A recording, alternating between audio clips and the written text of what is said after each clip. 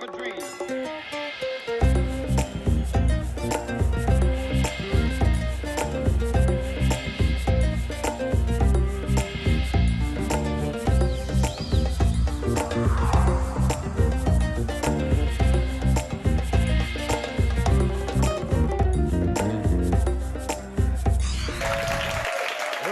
Chaleur, bonne chaleur.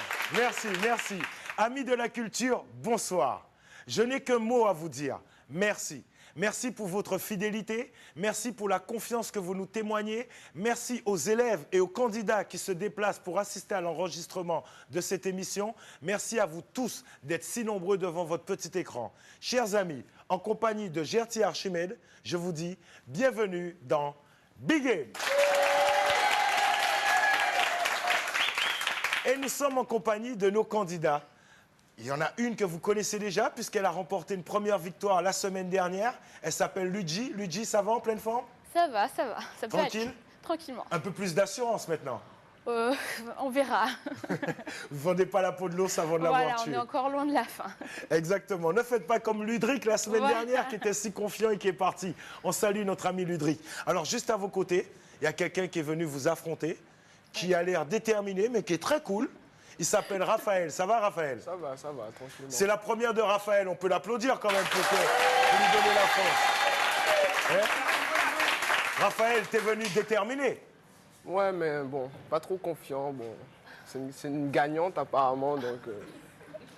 Ça veut On rien est là, on dire, est là, hein, on est là. ça veut Non, il n'y rien a pas de dire. souci. En tout cas, le principal, c'est de s'amuser. Ouais, voilà. Et ça, c'est bien. Et Raphaël, on sait que Ludji est à Fouillol. Rappelle-nous, en troisième année de droit. De licence de droit, voilà. Voilà. Et vous, Raphaël? Je suis en 3e année de lycée. Donc en terminale.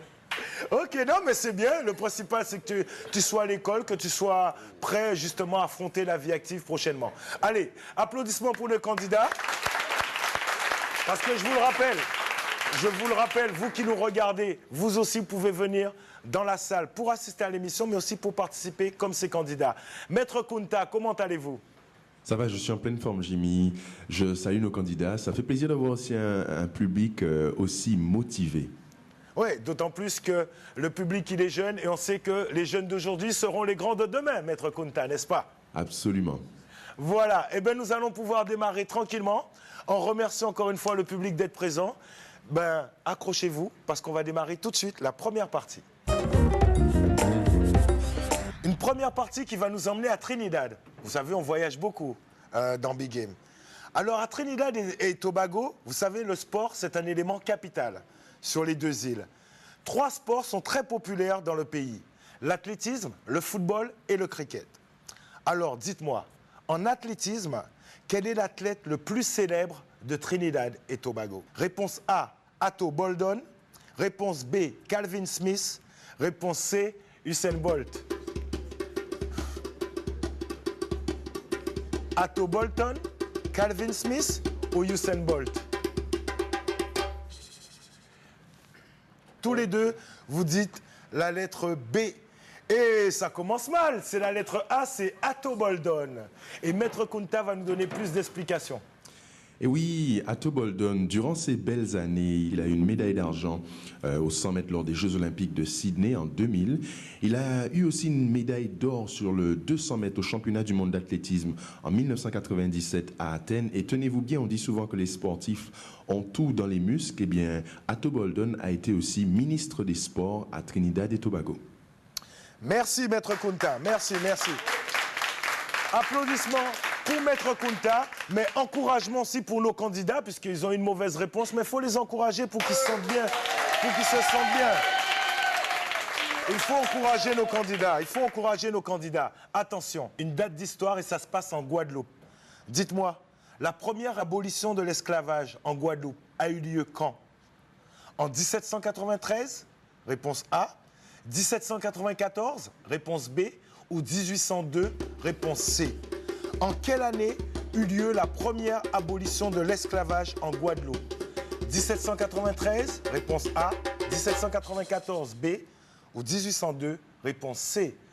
Aïe, aïe, aïe, aïe, aïe, aïe, aïe, aïe, aïe, aïe, aïe, j'ai mal à ma Guadeloupe, j'ai mal à mon histoire. 1794, mes chers amis. Effectivement, oui, vous pouvez faire le vous pouvez. Et oui, parce qu'on confond souvent avec l'insurrection 1802. 1794, la première abolition. Donc le score est toujours de 0-0. Faites pas cette tête-là, on va vous encourager encore une fois. Allez. Vous voyez que c'est important. C'est important de connaître notre histoire parce que notre problème, c'est qu'on connaît 1515 Marignan par cœur et on a du mal à retenir 1794 et 1848, qui sont pourtant des dates hyper importantes pour nous. Allez, on enchaîne. Direction l'Afrique. Avant les indépendances, quel pays était appelé la Gold Coast? Gold Coast, traduction, la Côte d'Or. Est-ce le Ghana, réponse A, le Bénin, réponse B, ou le Sénégal, réponse C?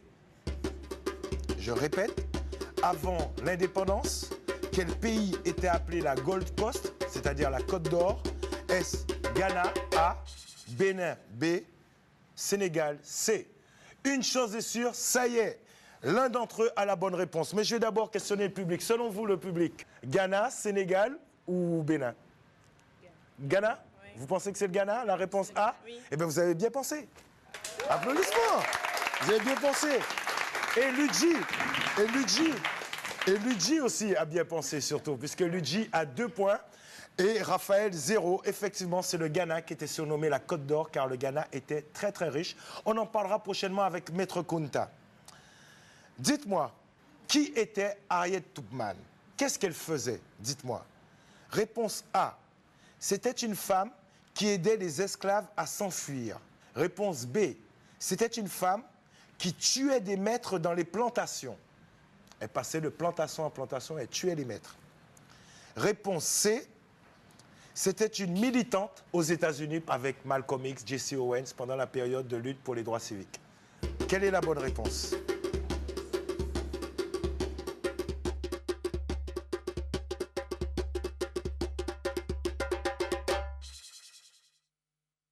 Réponse A pour Luigi qui nous dit que c'est une femme qui aidait les esclaves à s'enfuir.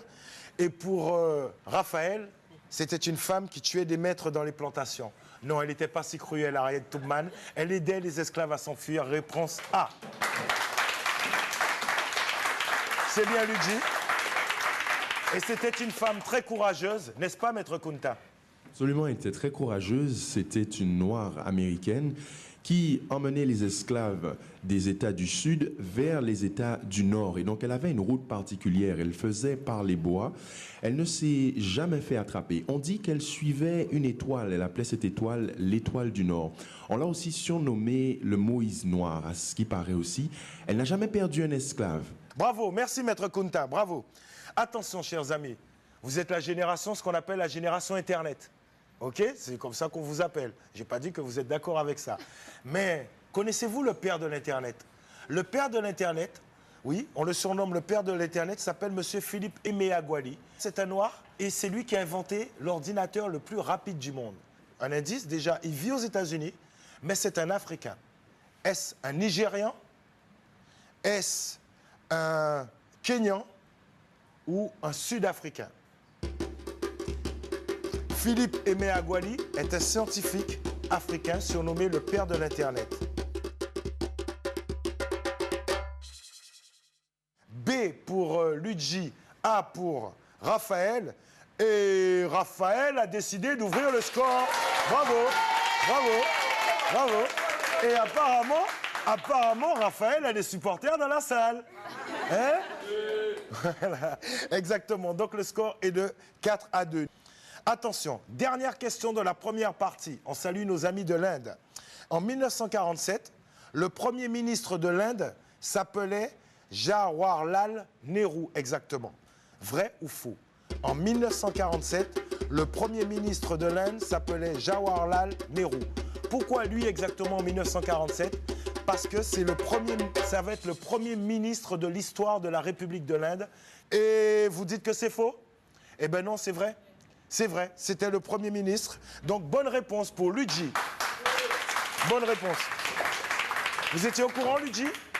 J'avais un petit doute, en fait. Donc, c'est vraiment, au dernier moment, je me suis dit, bon, je suis ma première intuition, et c'était la bonne. Voilà. Eh bien, bravo. C'est bien de suivre son intuition. En général, l'intuition féminine, ça fonctionne bien. Allez, on applaudit. Fin de la première partie.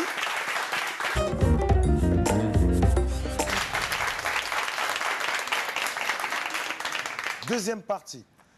Tiens, quelqu'un qu'on apprécie beaucoup. En quelle année le révérend Jesse Jackson se présenta aux élections américaines pour la première fois?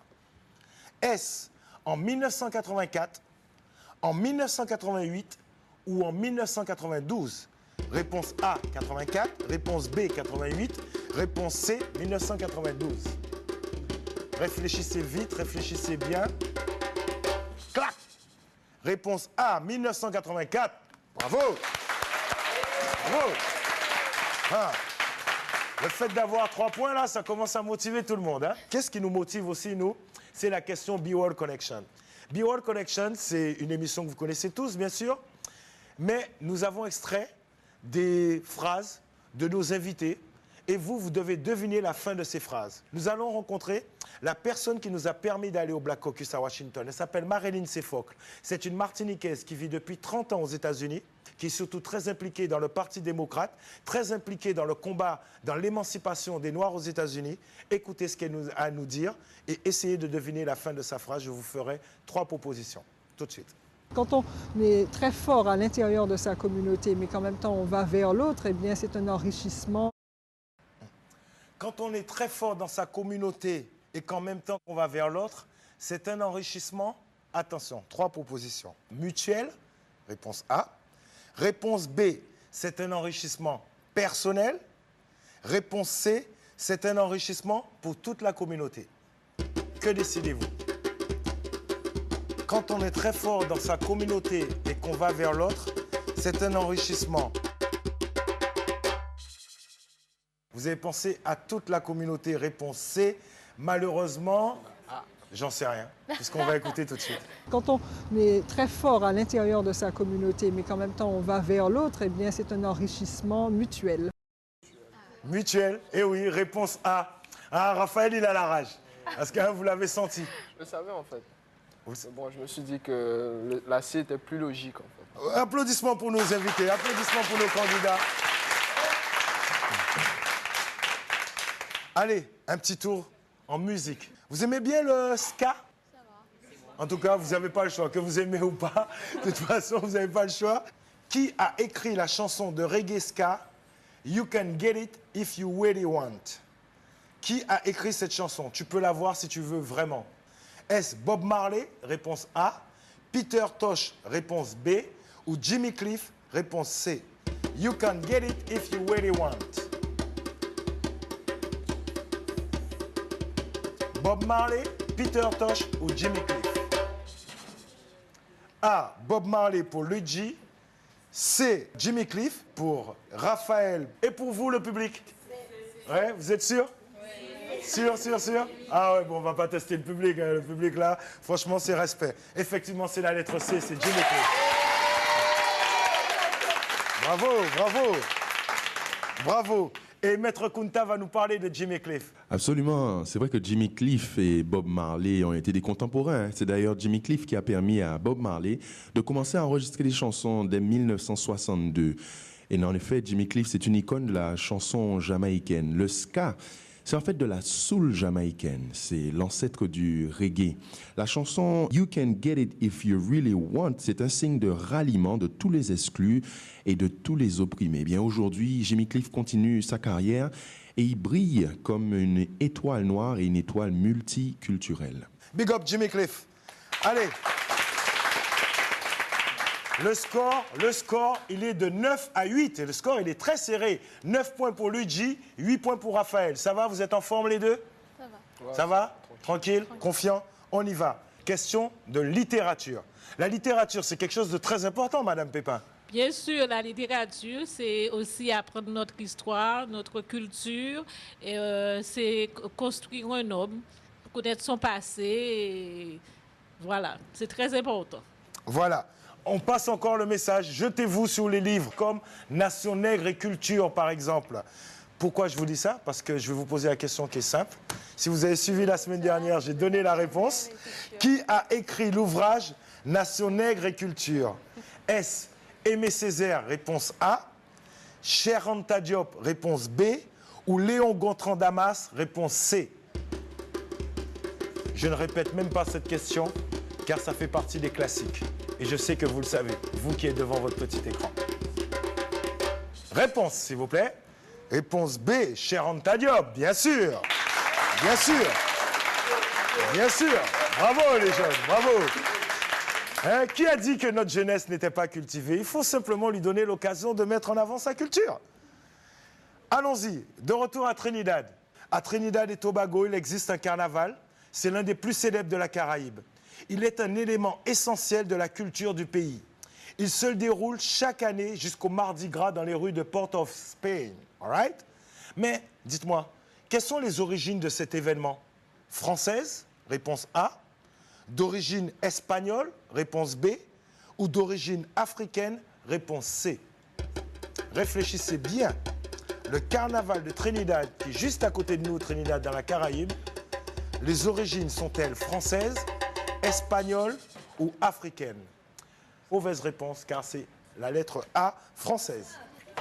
Eh oui, les origines françaises de Trinidad. On apprend dans Big Game, n'est-ce pas, Maître Kunta? Je vous rejoins, le carnaval de Trinidad et de Tobago a des origines françaises. Il remonte à la fin du XVIIIe siècle, lorsque les premiers colons catholiques français arrivent dans l'île. Eh bien, ces colons vont adapter leur tradition du carnaval et des bals costumés. Et ensuite, cette tradition, justement, sera reprise par les esclaves. Eh bien, aujourd'hui, c'est toute la population de l'île qui est concernée. C'est un événement majeur, comme vous l'avez dit. Il est aussi devenu un atout économique et touristique capital. Merci, Maître Kunta. Eh ben, puisque vous aviez anticipé, vous avez parlé d'origine africaine tout à l'heure pour Trinidad, ben, du coup, on part en Afrique. Vous connaissez la reine Kassa? C'était une reine, sûre, mais d'où? Était-ce une reine du Sénégal? Réponse A. Une reine du Mali? Réponse B. Ou une reine du Dahomey? Réponse C. La reine Kassa était une reine du Sénégal? Réponse A. Du Mali? Réponse B. Ou du Dahomey? Réponse C. B, du Mali. Yes, yes, yes, yes. Encore. Hey, voilà. Des encouragements pour eux. On continue, bravo. Vrai ou faux? Le principal facteur de diffusion du hindi en Inde et dans le monde sont les films Bollywood. Vrai ou faux? Le principal facteur de diffusion du hindi en Inde et dans le monde sont les films Bollywood. Le hindi, c'est la langue parlée, l'une des langues parlées en Inde. Vrai ou faux? Yes, vous dites que c'est vrai. Il y en a dans le public qui disent que c'est faux. Ils ont tort parce que c'est vrai. Ah, je vous ai taquiné, j'ai le droit quand même. Mais oui, très bonne réponse, c'est vrai. Et le score. Hey, mes chers amis, on assiste à quelque chose de fantastique quand même dans Big Game. On arrive à la fin de la deuxième partie et vous ne vous lâchez pas. Ludji, 18 points. Raphaël, 17 points.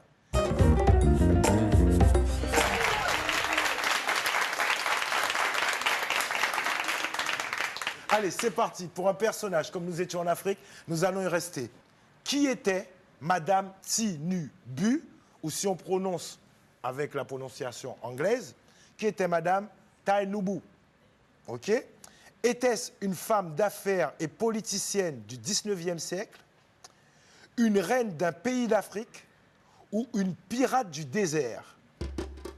Qui était Madame Tinubu? Une femme d'affaires et politicienne du 19e siècle, réponse A. Une reine d'un pays d'Afrique, réponse B.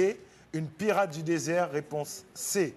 Réponse B pour Raphaël. Et pour vous, Ludji, vous pensez que c'est une femme d'affaires et politicienne du 19e siècle. C'est bien cela? Bravo. Réponse A. Bravo, je suis impressionné. Il n'y a rien à dire. Réponse A, on peut applaudir. Très bonne réponse. Effectivement, Madame Tinubu, c'était une redoutable femme d'affaires. Allez, 23 points pour Ludji et 17 points pour Raphaël. Maître Kunta, parlez-nous de Madame Tinubu, s'il vous plaît. Alors, c'est vrai, hein, c'est une femme d'affaires vraiment exceptionnelle. Elle a été conseillère de roi, elle a eu un rôle politique très, très influent. Elle a aussi su, à un moment donné, résister eh bien, personnes qui venaient en Afrique pour pouvoir chercher des esclaves et des richesses. Malheureusement, elle a été de l'autre côté de la barrière au début de sa carrière. En tout cas, on peut souligner que c'est une personne qui a commencé de manière humble et elle est devenue vraiment très riche. Elle a eu un statut social très respecté dans son pays. Voilà, c'était les explications de Maître Kunta à propos de Madame Tinubu. Attention, on reste toujours en Afrique. Nous allons parler de la reine Zinga. Lors de son audience avec le vice-roi du Portugal, la reine Zinga utilisa un tabouret. Oui, mais quelle sorte de tabouret? Quel genre de tabouret? Était-ce, réponse A, un tabouret en or massif? Ou alors, réponse B, elle utilisa un tabouret humain? Réponse C, elle utilisa un tabouret en bois, mais c'était un bois très précieux. Lors de son audience avec le vice-roi du Portugal, la reine Zinga utilisa un tabouret en or massif, un tabouret humain ou un tabouret en bois. Vous pensez que c'est un tabouret en or massif? Qui a dit non? Enfin, moi, j'aurais plutôt pensé à la réponse C. Réponse C, un tabouret en bois? Oui, un bois précieux. Vous êtes toutes d'accord avec ça? Ben, vous avez toutes tort. Elle a utilisé un tabouret humain. Réponse B. Est-ce que Maître Kunta a des explications pour nous? Eh bien oui, lorsqu'elle arrive à ce rendez-vous pour pouvoir négocier avec ce roi, elle se rend compte que ce roi est installé sur un tabouret qui est plus élevé que le sien. Tout ça pour pouvoir l'abaisser, bien sûr. Ne se laissant pas faire, elle va demander à l'une de ses servantes de pouvoir s'accroupir devant elle de façon à ce qu'elle soit au même niveau que ce roi et discuter, négocier de manière égale. Allez, on enchaîne. On reste toujours avec les dames, mais par contre là, on quitte l'Afrique et on va à la Martinique. Dites-moi, parmi ces dames, laquelle fut la première femme de lettres martiniquaise à étudier à la Sorbonne? On rappelle que les questions valent 5 points maintenant. Est-ce réponse A, Paulette Nardal? Réponse B, Eusanne Palsy? Réponse C, Audrey Caquin? Laquelle parmi ces dames fut la première femme de lettres martiniquaise à étudier à la Sorbonne? Paulette Nardal, Eusanne Palsy ou Audrey Caquin? Réponse A pour Raphaël, réponse B pour Luigi. Bonne réponse pour Raphaël, c'est Paulette Nardal. Oh là là, il ne se quitte pas. Il ne se quitte pas. D'abord les explications de Maître Kunta. Eh bien, Paulette Nardal, avec sa sœur, elles auront l'audace, dans les années 20, de créer une revue, la revue du Monde Noir. Lorsqu'Aimé Césaire va arriver à Paris, il va se jeter dans cette revue. Et c'est là qu'il va découvrir les écrivains noirs américains. C'est là qu'il va découvrir les problématiques noires. Et en découvrant cela, cela va jeter les bases et les idées de la négritude. OK. Eh oui, grande femme de la Martinique. On salue tous nos amis qui nous regardent en Martinique, qui nous regardent à Paris, qui nous regardent un petit peu partout sur le net. Merci d'être fidèles à Big Game. Attention, qui était Soulouk Faustin? Il est né en 1782, il est mort en 1867. Était-il, réponse A, empereur d'Haïti? Réponse B, roi du Bénin? Réponse C, roi de la Côte d'Or? Qui était Soulouk Faustin? Empereur d'Haïti, roi du Bénin ou roi de la Côte d'Or? Oh là là là là là là, il y a Raphaël qui se déchaîne là d'un coup. Réponse A, effectivement, très bonne réponse. C'était l'empereur d'Haïti. L'empereur d'Haïti. Alors tout à l'heure, vous étiez côte à côte, vous étiez à 23-22. Maintenant, c'est 23-27. C'est Raphaël qui prend la tête avec 27 points. Mais rien n'est perdu. On applaudit Luigi. Merci.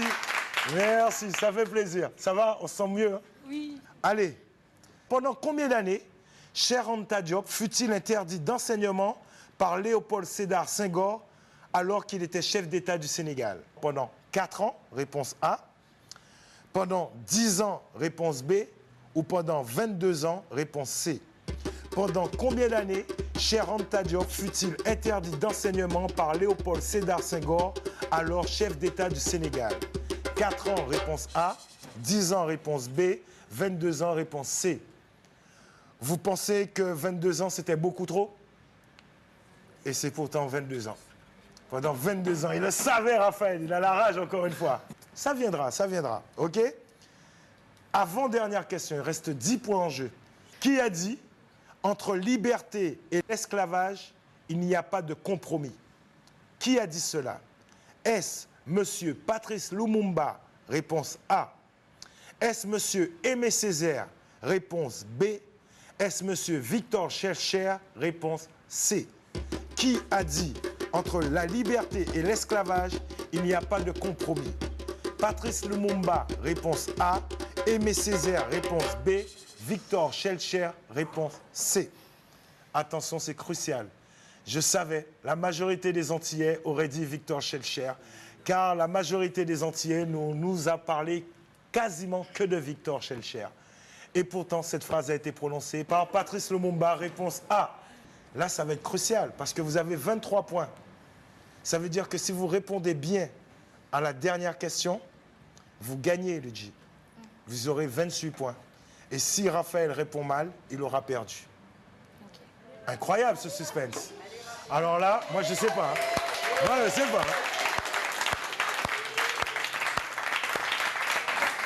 Alors là, et c'est une question vrai ou faux. Aïe, aïe, aïe. Jawaharlal Nehru. Vous vous souvenez, le Premier ministre indien de tout à l'heure. Il était le père de Indira Gandhi. Vrai ou faux? Crucial. Jawaharlal Nehru était le père de Indira Gandhi. Vrai ou faux? Vous vous rendez compte, chers amis? C'est ici que nous allons savoir qui a gagné. C'est maintenant que nous allons savoir si Ludji gagne une deuxième victoire ou si Ludji est éliminé. C'est maintenant que nous allons savoir si Raphaël gagne sa première victoire ou si Raphaël est éliminé. C'est vrai, Raphaël. C'est vrai. C'est vrai. La bonne réponse est Ludji. Ludji remporte le match. Bravo. Moi, franchement, bravo, il faut l'applaudir parce que jusqu'à la fin, moi j'ai cru, ça y est, c'est la fin pour moi. Et franchement, ça a été un très très bon adversaire. Voilà. Bravo.